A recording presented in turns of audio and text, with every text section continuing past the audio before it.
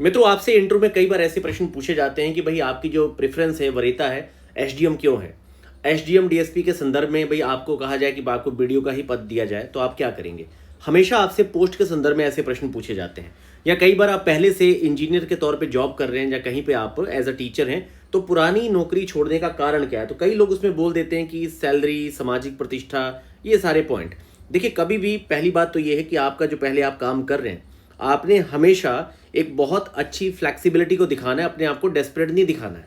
भाई आपने रिस्पेक्ट देनी है अपने प्रोफेशन को। हमेशा सिविल सर्विस के जो पुल फैक्टर होते हैं कि भाई इसमें आप डेवलपमेंट हो गया, डिजास्टर मैनेजमेंट से लेके इतनी सारी फील्ड हैं, इतनी वैरायटी है, ठीक है, वो सब चीज़ों को आप दिखाइए कि कैसे आप ग्रास रूट पे पॉलिसीज के क्रियान्वयन में योगदान दे सकते हैं। आप नीति निर्माता नहीं है, लेकिन नीति के क्रियान्वयन के स्तर पे काफ़ी सारी अथॉरिटी आपको मिलती है।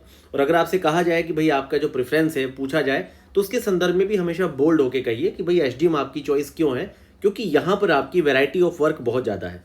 भाई रेवेन्यू एडमिनिस्ट्रेशन आप देखते हैं, डेवलपमेंट देखते हैं, डिजास्टर मैनेजमेंट से लेके आप हेल्थ या उस पूरी तहसील में आने वाले किसी भी क्षेत्र में आप जाके रिव्यू ले सकते हैं कि भाई काम कैसे चल रहा है। तो एक वैरायटी है। लेकिन अगर आपसे कहा जाए कि भाई आपको डीएसपी का पद देते हैं, बीडीओ या एआरटीओ का पद देते हैं, तो वहाँ पे भी आपके पास चॉइस होती है कि आखिर इस पोस्ट की आपने चॉइस क्यों रखी है। तो जो भी आपका प्रेफरेंस है उसके अकॉर्डिंग थोड़ा सा माइंड मेकअप करके रखिएगा कि कभी भी आपने अपने पुराने प्रोफेशन के प्रति वो नहीं दिखाना है कि सैलरी कम है, वर्कलोड है, ऑफिस का प्रेशर है। इस तरह से भाई आपने अपने आप का निगेटिव पक्ष नहीं दिखाना है।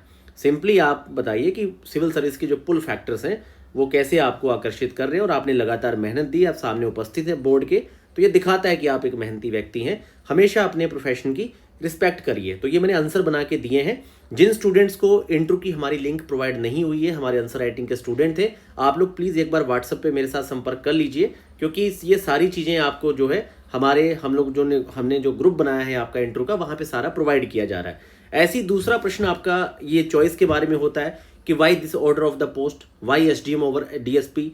तो इस तरह का आपको एक बैलेंस एक्सप्लेनेशन अपनी पूरी लेके चलनी है। और ये जो है पूरा खाका मैं आपको हमारे टेलीग्राम चैनल पे जो हमने इंट्रो का ग्रुप बनाया वहाँ पे प्रोवाइड कर देता हूँ। थोड़ा आप इसे ध्यान से देख लीजिए।